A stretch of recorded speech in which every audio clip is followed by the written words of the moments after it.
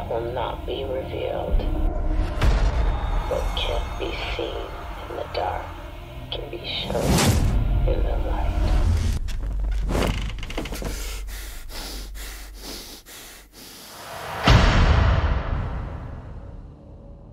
I took a French class in high school, and the only thing I remember it was "Je m'appelle Jean," but my name is Jordan.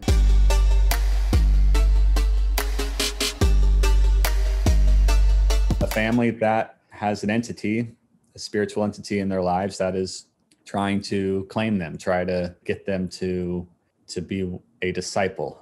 I mean, that's the simplest way I can say it.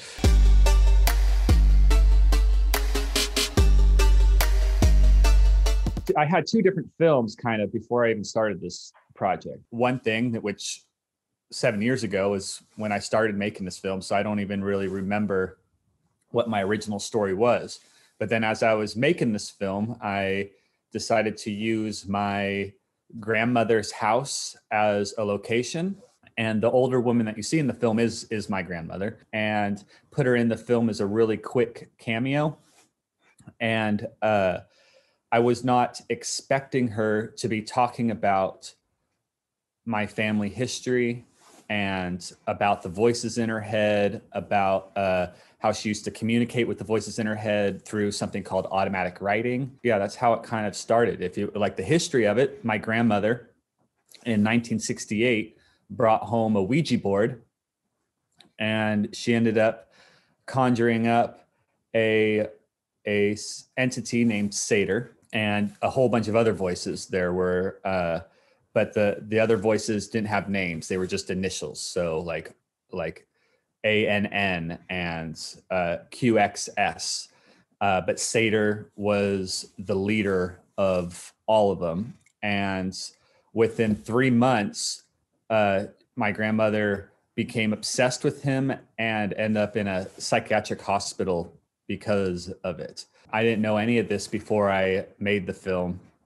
And so when she became a part of this film, then I was doing research on my family's history and trying to figure out how to make it work. I made the whole film myself. Yeah. So I didn't have anybody to help me. So that's why it took so many days. There were, I could only, if I was going to set up my lights, I could only do like one light setup a day. It just took a lot of time. And I was waiting for the right weather conditions as well. So I wanted the beautiful fog coming in or the sunsets, and we would wait sometimes hours for the light to get perfect. And you can't shoot a whole bunch of, like if the sun is just behind the trees, I only have like an hour before it gets too dark. I mean, I think the biggest reason why it took 120 days because I had to do it all myself, basically. I didn't have a lot of money, and I don't like using people unless I have something to offer them. So I wasn't able to pay anybody. So that was kind of a reason.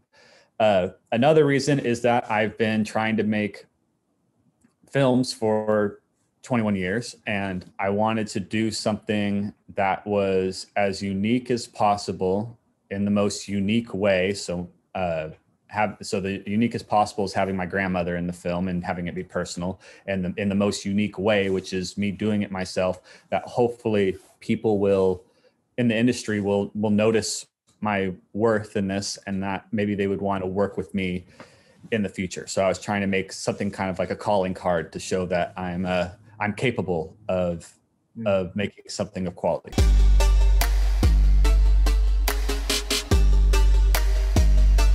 Well, inspiration came, since I made this film for 7 years, inspiration would come as I would go along.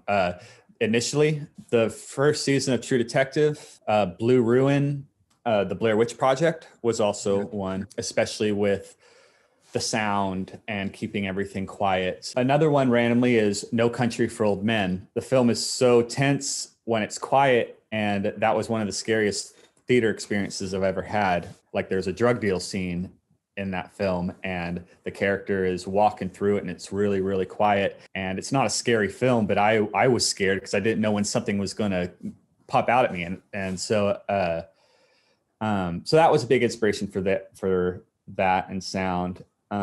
But then as I was going along with the film, I got inspired by like Nicholas Winding Refn's films, like Only God Forgives and The Neon Demon later on. I got inspired by Under the Skin.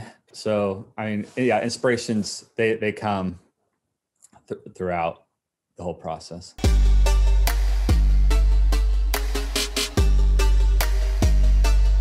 All the audio that you hear in the film, besides my grandmother speaking, I had to do that completely in post-production. And it took me a year and 4 months to do just the audio. And then I had to color the film, which took 1,000 hours. So that was, it was 3 months, 12 hours a day, just in a blacked out box. Yeah, I had to learn how to mix it. I had to learn how to do all the stuff too, because I never, like the software, I never used it before. So I had to learn how to mix in 5.1. Yeah, so it took many years to get.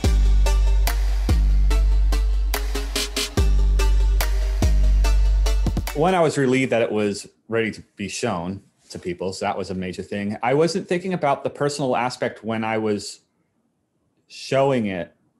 It was more how scared I was to show it, as far as imagine being in complete isolation for years and not being able to, I cut all my friends out of my life because I had to work on this film. And so I didn't talk to very many people.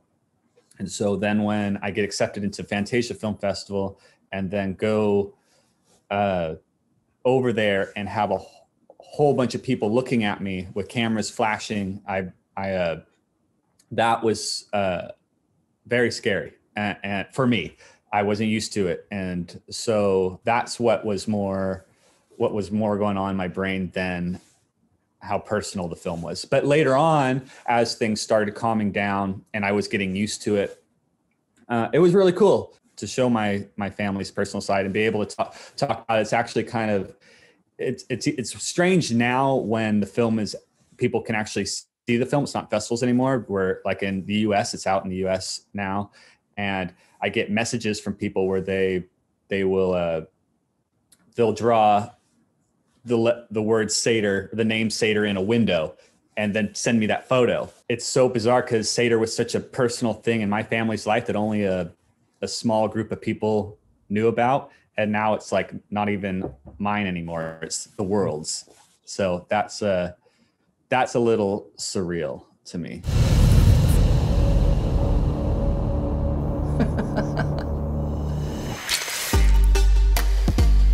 Oh, merci shadows. Merci shadows.